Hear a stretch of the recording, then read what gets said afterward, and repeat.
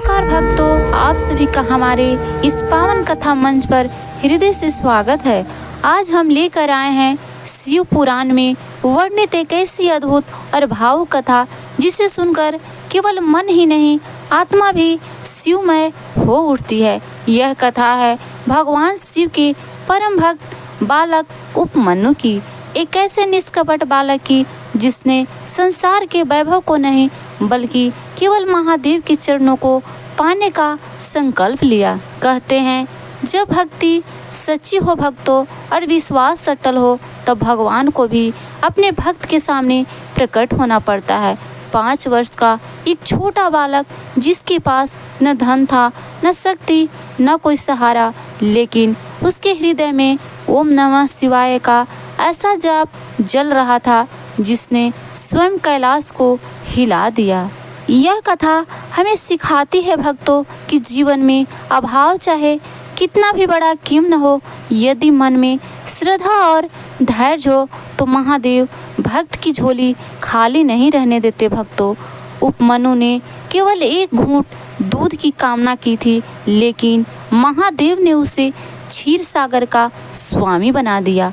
तो आइए भक्तों, श्रद्धा और भक्ति के साथ प्रवेश करते हैं इस दिव्य कथा में और सुनते हैं परम शिव भक्त उपमन्यु की अमर कथा।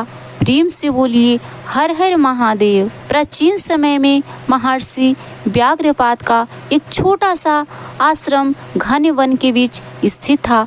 चारों ओर ऊंचे वृक्ष, पक्षियों का मधुर कलरव और साधना की शांत ध्वनि वातावरण को पवित्र बनाए रखती थी। महर्षि अत्यंत तपस्वी और धर्म परायण थे, परंतु उनका जीवन अत्यंत निर्धनता में बीत रहा था। वे जंगल से कंदमूल और फल खाकर किसी प्रकार अपने परिवार का पालन करते थे। भक्तों, उनके घर में न धन था न वैभव और न ही किसी प्रकार की सुविधा, फिर भी उस आश्रम में संतोष का दीप सदैव जलता रहता था। उसी आश्रम में एक तेजस्वी बालक ने जन्म लिया जिसका नाम रखा गया उपमन्यु। बालक अत्यंत भोला, सरल और तेजस्वी था। उसकी आंखों में मासूमियत के साथ साथ एक अद्भुत चमक थी। वह अपनी माँ से अत्यंत प्रेम करता था और माँ भी उसे अपने प्राणों से बढ़कर चाहती थी, परंतु गरीबी ऐसी थी कि कभी कभी दोनों को भूखे पेट ही सोना पड़ता था। भक्तों, जीवन में अभाव था परंतु संस्कारों की समृद्धि थी। यही कारण है कि कहा जाता है निर्धनता मनुष्य को छोटा नहीं बनाती बल्कि उसके विचार उसे ऊंचा या नीचा बनाते हैं। एक दिन उपमन्यु अपने मामा के आश्रम में गया। वहां उसने पहली बार कामधेनु गाय का गाढ़ा मीठा और सुगंधित दूध पिया। जैसे ही वह दूध उसके कंठ से उतरा उसे ऐसा लगा मानो अमृत का स्वाद मिल गया हो। बालक बार बार वही दूध पीने की इच्छा करने लगा। कुछ दिन बाद जब वह अपने माता पिता के पास लौटा तब भी उसके मन में उसी दूध का स्वाद बसा रहा। भक्तों, घर लौटते ही वह अपनी माँ के पास दौड़कर गया और मासूम स्वर में बोला, माँ, मुझे वही दूध चाहिए जो मैंने मामा के यहाँ पिया था। मुझे बहुत भूख लगी है। उसकी माँ एक क्षण के लिए मौन हो गई। बेटे की आंखों में चमकती उम्मीद देखकर उसका हृदय कांप उठा। भक्तों, निर्धनता कभी कभी मनुष्य को भीतर से तोड़ देती है, परंतु एक माँ के लिए सबसे बड़ा दुख तब होता है जब वह अपने बच्चे की छोटी सी इच्छा भी पूरी ना कर सके। उसने सोचा कि किसी प्रकार बालक को बहला दे। उसने चावल के आटे को पानी में घोला, उसे हल्का गर्म किया और मिट्टी के पात्र में डालकर उपमन्यु के सामने रख दिया। भक्तों, फिर मुस्कुराने का प्रयास करते हुए बोली, लो पुत्र, दूध पी लो। उपमन्यु ने जैसे ही पहली घूंट ली उसका चेहरा उतर गया। भक्तों, उसने तुरंत पात्र नीचे रख दिया। उसकी आंखों में आंसू भर आए। वह बोला, माँ, तुम मुझसे झूठ क्यों बोल रही हो? यह दूध नहीं है। मामा के यहाँ का दूध तो मीठा और सुगंधित था, यह तो केवल पानी जैसा है। मुझे वही असली दूध चाहिए। बालक के ये शब्द सुनकर उसकी माँ का धैर्य टूट गया भक्तों। उसने उपमन्यु को अपने सीने से लगा लिया और उसकी आंखों से आंसू बहने लगे। वह बोली, मेरे लाल, हम बहुत गरीब हैं, हमारे पास गाय नहीं है। इस वन में रहने वाले तपस्वियों के भाग्य में ऐसे सुख कहाँ हैं? जो कुछ भी संसार में मिलता है वह केवल भगवान महादेव की कृपा से मिलता है। शायद हमने पूर्व जन्म में उनकी पर्याप्त भक्ति नहीं की, इसी कारण आज यह दरिद्रता हमारे जीवन में है। कभी कभी जीवन को सबसे बड़ा ज्ञान दुख के क्षणों में ही मिलता है भक्तों। सुख मनुष्य को बाहर से चमकाता है, पर दुख उसके भीतर छिपी शक्ति को जगाता है भक्तों। उपमन्यु ने अपनी माँ के आंसू पोंछे और मासूम स्वर में पूछा, माँ, ये महादेव कौन है? क्या वे सचमुच मुझे दूध दे सकते हैं? माँ ने अपने आंसू रोकते हुए कहा, हाँ पुत्र, महादेव देवों के देव हैं। वे इस संपूर्ण सृष्टि के स्वामी हैं। यदि वे प्रसन्न हो जाएं, तो निर्धन को राजा और दुखी को सुखी बना देते हैं। वे अपने भक्तों की पुकार अवश्य सुनते हैं। जो उन्हें सच्चे हृदय से पुकारता है, वे उसके जीवन में स्वयं प्रकाश बनकर उतर आते हैं। माँ के इन शब्दों ने उपमन्यु के कोमल हृदय में भक्ति का ऐसा बीज बो दिया, जो आगे चलकर महान तपस्या का विशाल वृक्ष बनने वाला था भक्तों। उसकी आंखों में अब आंसू नहीं थे, बल्कि एक अद्भुत दृष्टता दिखाई देने लगी। उसने अपनी माँ का हाथ पकड़कर कहा, यदि इस संसार में केवल महादेव ही मुझे दूध दे सकते हैं, तो अब मैं उन्हीं की शरण में जाऊंगा माँ। जब तक महादेव मुझे स्वयं अपने हाथों से दूध नहीं पिलाएंगे, तब तक मैं वापस नहीं लौटूंगा। 5 वर्ष के उस छोटे बालक के मुख से इतनी गंभीर प्रतिज्ञा सुनकर उसकी माँ आश्चर्यचकित रह गई भक्तों। उसे ऐसा लगा मानो कोई साधारण बालक नहीं, बल्कि कोई दिव्य आत्मा उसके सामने खड़ी हो। माँ ने उसे अपने पास बैठाया, उसके सिर पर हाथ फेरते हुए बोली, पुत्र, भगवान तक पहुँचने का मार्ग आसान नहीं होता। भक्ति में धैर्य चाहिए, विश्वास चाहिए और त्याग भी करना पड़ता है। संसार के लोग कठिनाइयों से डरकर पीछे हट जाते हैं, परंतु सच्चा भक्त वही होता है जो विपत्ति में भी भगवान का हाथ नहीं छोड़ता। फिर उसने उपमन्यु को पंचाक्षरी मंत्र की दीक्षा दी। ओम नमः शिवाय। जैसे ही यह मंत्र उपमन्यु के कानों में पड़ा, उसके भीतर एक अद्भुत शांति उतरने लगी भक्तों।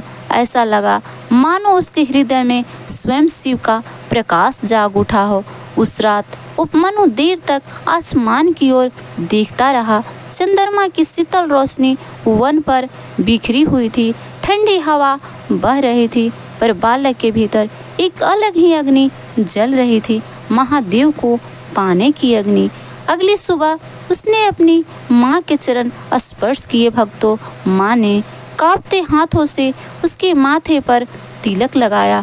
उसकी आंखों में आंसू थे, लेकिन उन आंसुओं में भय से अधिक गर्व था भक्तों। वह जानती थी कि उसका पुत्र अब केवल उसका बेटा नहीं रहा, वह महादेव का बाल भक्त बन चुका है। उपमन्यु धीरे धीरे वन की ओर बढ़ने लगा। उसके छोटे छोटे कदमों में अद्भुत साहस था भक्तों। रास्ता कठिन था, जंगल घना था, पर उसके हृदय में केवल एक ही नाम गूंज रहा था, ओम नमः शिवाय, ओम नमः शिवाय। कहते हैं जब मनुष्य का संकल्प सच्चा हो, तब प्रकृति भी उसका मार्ग रोक नहीं पाती। भक्ति वह शक्ति है भक्तों, जो असंभव को भी संभव बना देती है। एक छोटा बालक जिसके पास न धन था, न बल, न कोई सहारा, केवल विश्वास के सहारे हिमालय जैसी कठिन तपस्या के मार्ग पर निकल पड़ा। उसे पता नहीं था कि आगे कैसी परीक्षाएं आने वाली है। उसे यह भी नहीं पता था कि स्वयं देवराज इंद्र उसकी भक्ति की परीक्षा लेने वाले हैं। पर एक बात निश्चित थी, उपमन्यु अब संसार का साधारण बालक नहीं रहा था।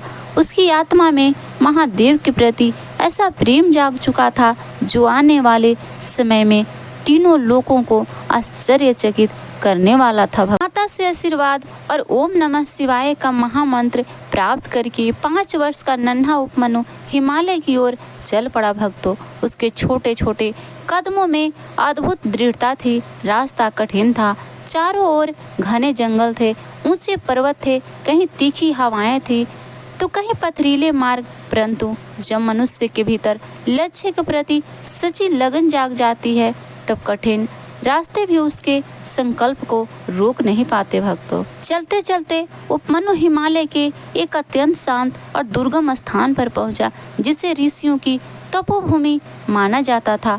वहां वातावरण इतना शांत था कि मानो स्वयं प्रकृति भी ध्यान में लीन हो। ऊंचे देवदार के वृक्ष, दूर बहती हिमधारा और बर्फ से ढकी चोटियां उस स्थान को अलौकिक बना रही थी भक्तों। उपमनु ने वहीं अपने नन्हे हाथों से मिट्टी का एक सुंदर शिवलिंग बनाया। उसके पास पूजा के लिए न चंदन था, न गंगा जल, न धूप और न ही कोई राशि सामग्री। लेकिन सच्ची भक्ति को बाहरी वैभव की आवश्यकता नहीं होती।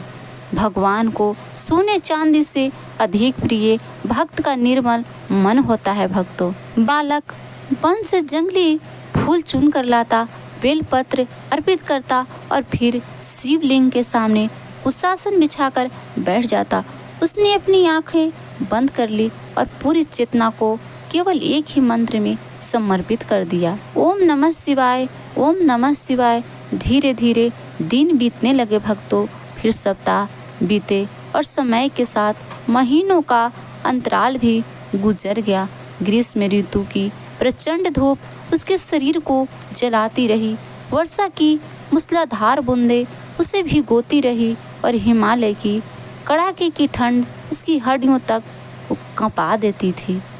परंतु उपमनु अपनी जगह से तनिक भी विचलित नहीं हुआ भक्तों। उसके शरीर पर धूल जमने लगी, बाल बिखर गए, शरीर दुर्बल होने लगा, पर उसके चेहरे का तेज निरंतर बढ़ता जा रहा था। वह भोजन का त्याग कर चुका था। धीरे धीरे उसने जल भी कम कर दिया। उसकी सांसें मंद हो चुकी थी, पर उसकी होठों पर निरंतर केवल एक ही नाम था, महादेव। कहते हैं जब भक्ति अपने चरम पर पहुंचती है तब मनुष्य केवल शरीर नहीं रह जाता, वह एक ऊर्जा बन जाता है। उपमनु की तपस्या भी अब साधारण नहीं रही थी भक्तों। उसके शरीर से उत्पन्न तेज धीरे धीरे तीनों लोकों में फैलने लगा।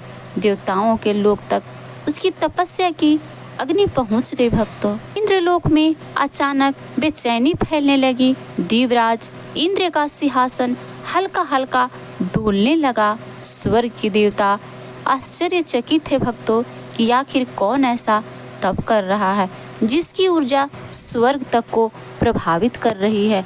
देवराज इंद्र चिंतित हो उठे। उनके मन में संशय उत्पन्न हुआ। उन्होंने सोचा, इतना छोटा बालक ऐसी घोर तपस्या क्यों कर रहा है? कहीं यह इंद्र पद प्राप्त करने की इच्छा तो नहीं रखता, या इसके पीछे कोई और रहस्य छिपा है? मनुष्य ही नहीं, देवताओं के भीतर भी कभी कभी भय जन्म ले लेता है भक्तों। पद खोने का डर बुद्धि को विचलित कर देता है। यही कारण है कि शक्ति होने के बाद भी मन अशांत रहता है, जबकि सच्चा संतोष केवल भक्ति में मिलता है। इंद्र ने उपमनु की परीक्षा लेने का निश्चय किया भक्तों। वे अपने दिव्य ऐरावत हाथी पर सवार होकर पृथ्वी पर उतरे। उनके साथ कोई देवता भी अदृश्य रूप में उपस्थित हुए ताकि वे देख सके कि इस बालक की भक्ति वास्तव में कितनी अटल है। जब इंद्र उपमनु के सामने पहुँचे तब बालक गहरे ध्यान में लीन था। उसके चारों ओर दिव्य प्रकाश फैल रहा था। इंद्र ने अपनी माया से वहां स्वर्ग जैसा दृश्य उत्पन्न कर दिया। देखते ही देखते चारों ओर सोने के महल प्रकट हो गए। सुगंधित पुष्पों की वर्षा होने लगी। अप्सराएं नृत्य करने लगी। मधुर संगीत गूंज उठा। ऐसा प्रतीत हो रहा था भक्तों मानो स्वयं स्वर्ग धरती पर उतर आया हो। फिर इंद्र ने मधुर किंतु प्रभावशाली स्वर में कहा, हे बालक, अपनी आंखें खोलो। मैं देवराज इंद्र हूँ। तुम्हारी कठोर तपस्या से मैं अत्यंत प्रसन्न हूँ। तुम जो चाहो वरदान मांग सकते हो। देखो, मैं तुम्हारे लिए कामधेनु गाय और अमृत लेकर आया हूँ। अब इस मिट्टी के शिवलिंग की पूजा छोड़ो और मेरी शरण में आ जाओ। कुछ क्षण रुककर इंद्र ने आगे कहा, शिव तो शमशान में रहने वाले भूतों और प्रेतों के स्वामी हैं। वे तुम्हें क्या दे सकते हैं? स्वर्ग का वैभव मेरे पास है। मेरी आराधना करो, तुम्हारे सारे दुख समाप्त हो जाएंगे। जैसे ही उपमनु के कानों में अपने आराध्य महादेव की निंदा पहुंची, उसकी आंखें खुल गई, उसका चेहरा तेज से भर उठा, वह क्रोध से कांपने लगा। उसने न तो स्वर्ग के वैभव की ओर देखा और न ही ऐरावत की ओर। उसने अत्यंत दृढ़ स्वर में कहा, तुम स्वयं को दिव्यराज कहते हो और महादेव की निंदा करते हो। तुम्हें यह भी ज्ञात नहीं कि वे ही समस्त सृष्टि के स्वामी हैं। मेरे लिए महादेव ही सत्य हैं, वही सुंदर हैं और वही मेरा जीवन है। तुझे तुम्हारे स्वर्ग, अमृत या वैभव की कोई आवश्यकता नहीं है। उसकी आवाज में ऐसी निडरता थी कि वहां उपस्थित देवता भी आश्चर्यचकित रह गए। उपमनु ने आगे कहा, यदि मेरे भाग्य में दूध नहीं है तो मैं भूखा रहना स्वीकार करूंगा। यदि मेरे जीवन में कष्ट लिखे हैं तो मैं उन्हें भी स्वीकार करूंगा, लेकिन अपने महादेव का अपमान सुनकर तुम्हारे सामने झुकना मुझे कभी स्वीकार नहीं होगा। यह सुनकर इंद्र का मुख कठोर हो गया। भक्तों, उन्होंने उपमनु को डराने का प्रयास करते हुए कहा, मूर्ख बालक, यदि तूने मेरी आज्ञा नहीं मानी तो मैं अभी अपने व्रज से तेरे प्राण समाप्त कर दूंगा। लेकिन उपमनु तनिक भी नहीं डरा। वह तुरंत उठा और अपने मिट्टी के शिवलिंग को दोनों बाहों से गले लगा लिया। उसकी आंखों में आंसू थे पर उनमें भय नहीं था भक्तों, केवल भक्ति थी। उसने शांत किंतु दृढ़ स्वर में कहा, यदि महादेव की भक्ति करते हुए मेरे प्राण चले जाए तो इससे बड़ा सौभाग्य मेरे लिए और क्या हो सकता है। मृत्यु तो एक दिन सभी को आती है, पर यदि वह अपने आराध्य के चरणों में मिले तो वही मोक्ष बन जाती है। तुम अपना व्रत चला सकते हो। उस क्षण एक 5 वर्ष का बालक देवताओं के सामने पर्वत की तरह अडिग खड़ा था भक्तों। उसके पास न कोई अस्त्र था, न शक्ति, न सेना। उसके पास केवल विश्वास था और वही विश्वास उसे अजय बना चुका था। कहते हैं, जब भक्त अपने स्वार्थ से ऊपर उठकर केवल भगवान के सम्मान के लिए खड़ा हो जाता है, तब स्वयं भगवान भी उसके ऋणी हो जाते हैं। अब कथा उस अद्भुत मोड़ पर पहुंच चुकी थी जहां पूरी सृष्टि की सांसें थमने वाली थी। देवराज इंद्र का व्रज उठ चुका था, लेकिन अगले ही क्षण कुछ ऐसा होने वाला था भक्तों, जिसे देखकर देवता भी विस्मित रह जाते। जब इंद्र ने देखा कि 5 वर्ष का यह बालक न तो स्वर्ग के ऐश्वर्य से मोहित हुआ और न ही मृत्यु के भय से विचलित, तब उनके भीतर आश्चर्य के साथ क्रोध भी जाग उठा भक्तों। उन्होंने अपनी माया को और भी प्रबल कर दिया। आकाश में गर्जना होने लगी, बिजली चमकने लगी और वातावरण भयावह हो गया। इंद्र ने कठोर स्वर में कहा, मूर्ख बालक, तेरा यह हठ ही तेरी मृत्यु का कारण बनेगा। देख, मेरा यह व्रज अभी तुझे भस्म कर देगा। परंतु उपमनु का मन अब संसार के भय से बहुत ऊपर उठ चुका था भक्तों।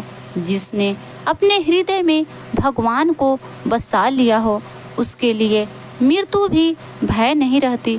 संसार का सबसे बड़ा साहस वही होता है जब मनुष्य सत्य और श्रद्धा के लिए अकेला खड़ा होने का सामर्थ्य पाले। उपमनु ने अनुभव किया कि उसके सामने खड़ा यह व्यक्ति केवल उसका अपमान नहीं कर रहा, बल्कि स्वयं महादेव की निंदा कर रहा है। उसके भीतर का तेज जाग उठा। वह बोला, जो मेरे आराध्य की निंदा करता है वह अज्ञान के अंधकार में डूबा हुआ है। महादेव का अपमान सहना भी पाप है। उस नन्हे बालक के भीतर उस क्षण एक दिव्य शक्ति जाग चुकी थी भक्तों। उसने भूमि पर पड़ी एक साधारण दुर्वा उठाए। देखने में वह केवल घास का एक छोटा सा तिनका था भक्तों, परंतु जब भक्ति उसमें शक्ति बनकर उतरती है तब साधारण वस्तु भी दिव्य अस्त्र बन जाती है। उपमनु ने अपनी आंखें बंद की। उसके ओठों पर फिर वही महामंत्र गूंज उठा, ओम नमः शिवाय। उसने उस दुर्वा को महादेव का स्मरण करते हुए अघोर वस्त्र के रूप में अभिमंत्रित कर दिया। अगले ही क्षण उसकी आंखें अग्नि की तरह चमक उठी भक्तों। उसने ऊंचे स्वर में कहा, यदि मेरे हृदय में महादेव के प्रति सच्ची भक्ति है तो यह अस्त्र शिवद्रोह का अंत कर देगा। जैसे ही उपमनु ने वह अस्त्र छोड़ा, पूरा वातावरण कांप उठा भक्तों। उस छोटे से दुर्वा तिनके से करोड़ों सूरज के समान तेज निकलने लगा। आकाश दिव्य प्रकाश से भर गया, पर्वत हिलने लगी, देवताओं के अस्त्र शस्त्र निष्प्रभ हो गए। इंद्र का दिव्य इरावत हाथी भय से पीछे हटने लगा भक्तों। देवता विस्मित रह गए। वे सोच भी नहीं सकते थे कि 5 वर्ष का एक बालक इतनी प्रचंड शक्ति का स्वामी हो सकता है।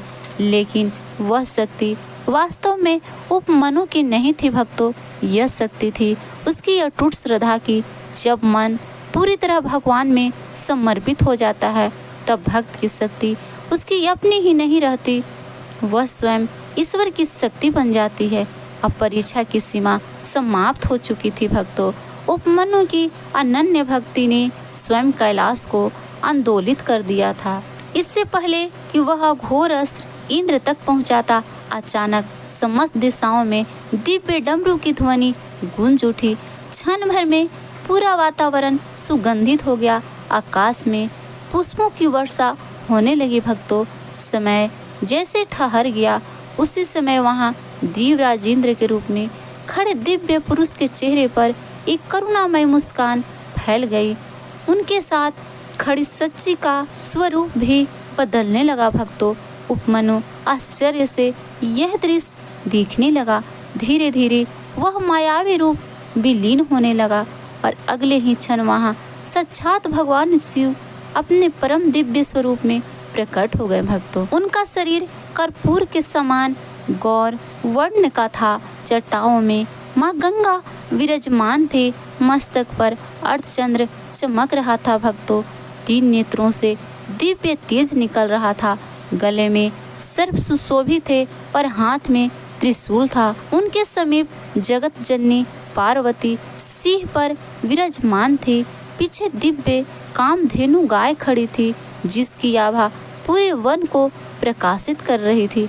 यह दृश्य इतना अलौकिक था भक्तों कि देवता भी भाव विभोर हो उठे। भगवान शिव मुस्कुरा कर बोले, हे परम श्रेष्ठ शिव भक्त उपमनु, शांत हो जाओ, अपना अस्त्र वापस ले लो। मैं तुम्हारी भक्ति की परीक्षा ले रहा था।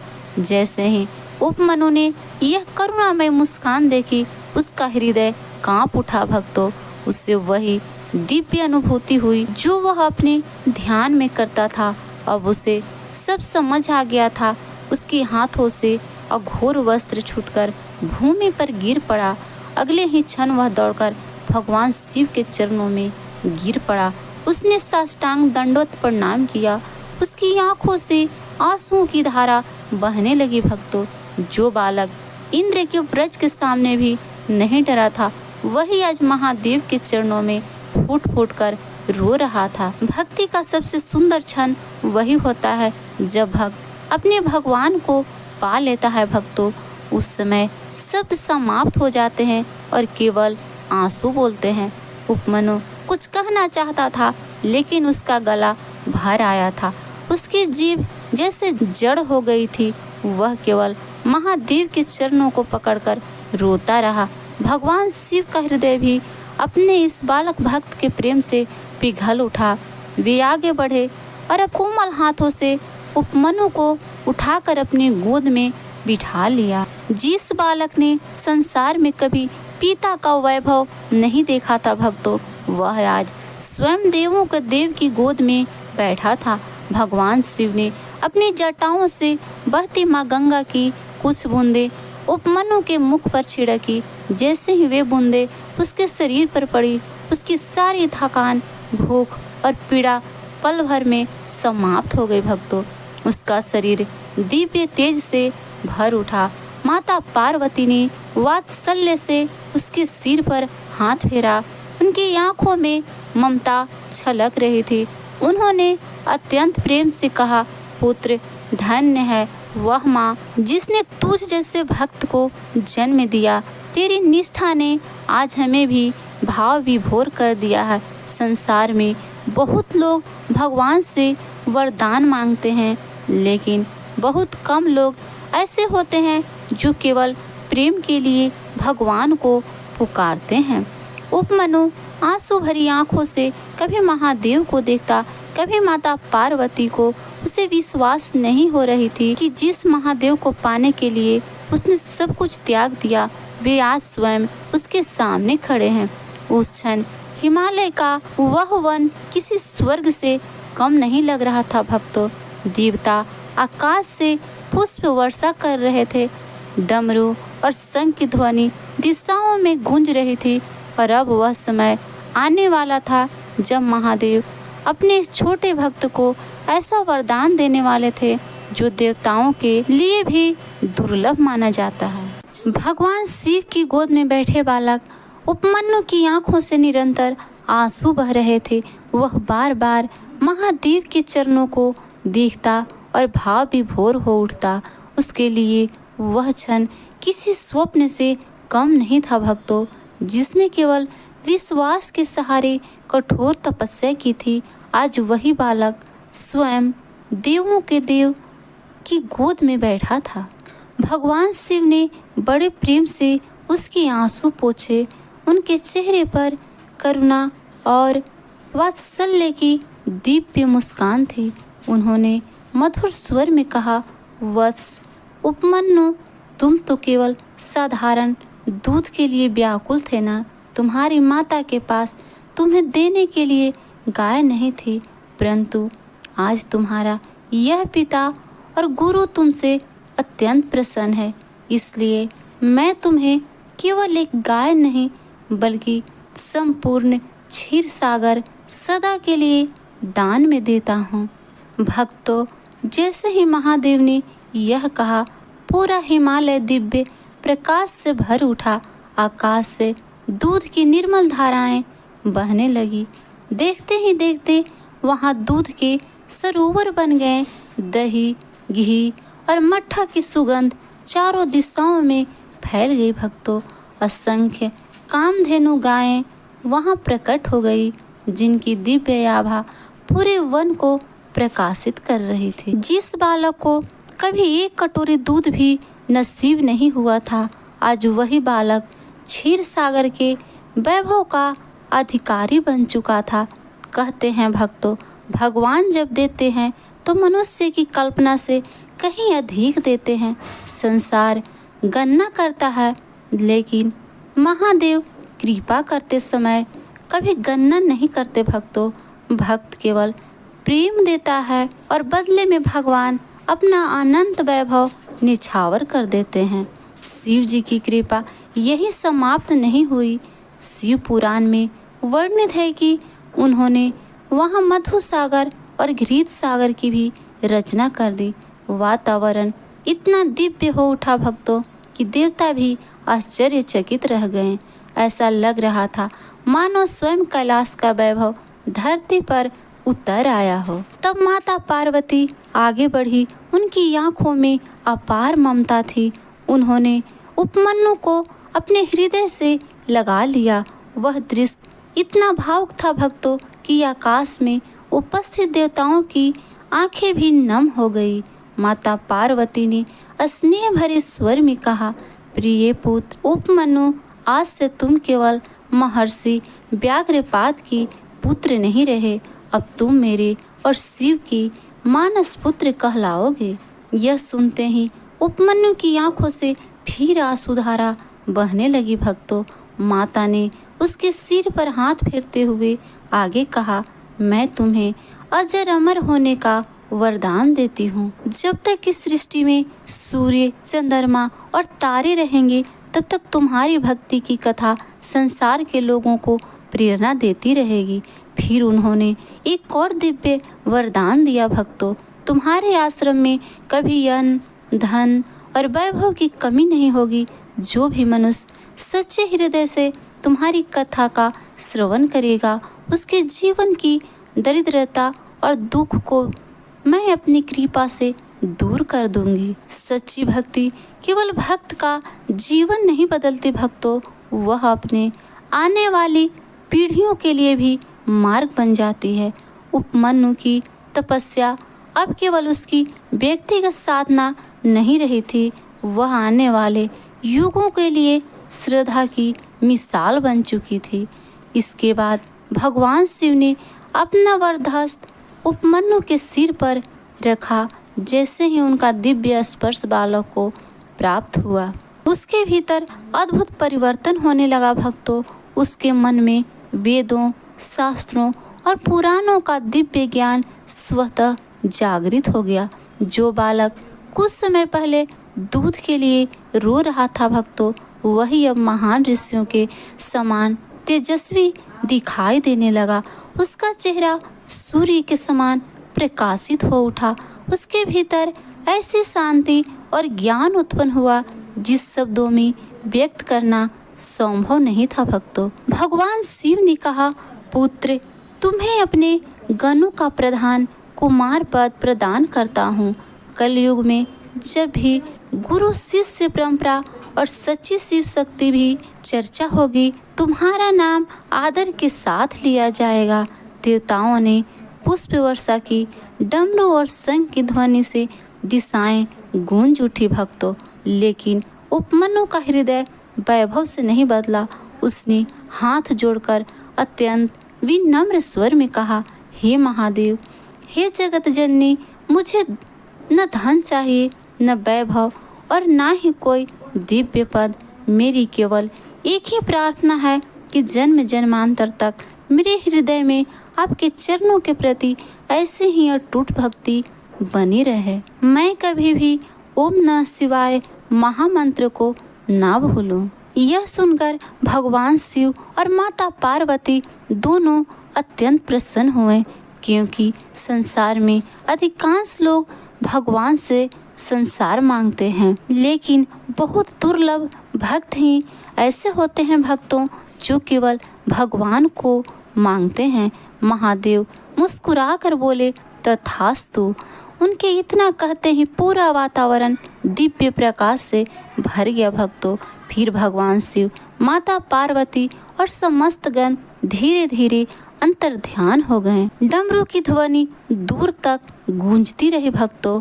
उपमन्यु कुछ देर तक वहीं खड़ा रहा।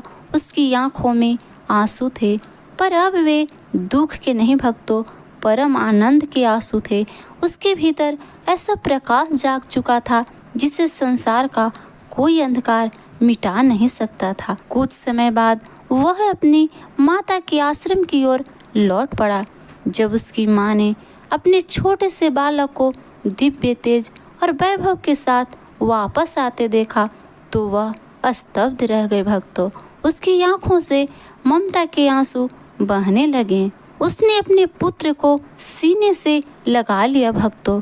उसे उस दिन समझ आया कि सच्ची भक्ति कभी व्यर्थ नहीं जाती। उपमन्यु की यह कथा हमें सिखाती है कि भगवान के दरबार में देर हो सकती है, पर अंधेर कभी नहीं होता, भक्तों। यदि मन में श्रद्धा सच्ची हो और संकल्प अडिग हो तो स्वयं महाकाल भी भक्त के लिए समय का विधान बदल देते हैं। उपमन्यु ने केवल दूध मांगा था, लेकिन महादेव ने उसे क्षीर सागर दे दिया, भक्तों। यही अवघड़दानी भगवान शिव की महिमा है। वे भक्त की छोटी सी पुकार के बदले अपना अनंत प्रेम दे देते हैं। आज भी जब कोई भक्त सच्चे मन से ओम नमः शिवाय का जाप करता है तो माना जाता है कि महादेव उसकी पुकार अवश्य सुनते हैं, क्योंकि भगवान को सबसे अधिक प्रिय होता है निष्कपट प्रेम और अटूट विश्वास, भक्तों। इस पावन कथा के श्रवण से मन की नकारात्मकता दूर होती है, हृदय में श्रद्धा जागती है और जीवन में एक नई आशा का प्रकाश फैलता है। भक्त प्रेम से बोलिए हर हर महादेव। तो भक्तों, यही थी शिव पुराण में वर्णित परम शिव भक्त उपमन्यु की यह दिव्य और प्रेरणादायक कथा। एक छोटा सा बालक जिसने अभावों के सामने हार नहीं मानी, जिसने संसार से उम्मीद छोड़कर केवल महादेव पर विश्वास किया और उसी अटूट श्रद्धा ने उसे भगवान शिव का प्रिय बना दिया। यह कथा हमें याद दिलाती है कि सच्ची भक्ति में इतनी शक्ति होती है कि वह भाग्य की रेखाएं तक बदल सकती है। यदि आपके जीवन में भी कोई दुख, अभाव या संघर्ष चल रहा है भक्तों, तो निराश मत होइए, धैर्य रखिए, विश्वास रखिए और सच्चे मन से महादेव का स्मरण कीजिए, क्योंकि जब भक्त पूरी श्रद्धा से ओम नमः शिवाय का जाप करता है तब महादेव उसकी पुकार अवश्य सुनते हैं। अगर आपको यह कथा पसंद आई हो तो इसे अपने परिवार और मित्रों के साथ अवश्य साझा करें, ताकि शिव भक्ति का यह प्रकाश और लोगों तक पहुंच सके। भक्तों, मिलते हैं अगली किसी पावन और रहस्यमयी कथा के साथ। तब तक के लिए अपने मन में भक्ति का दीप जलाए रखिए। प्रेम से बोलिए हर हर महादेव।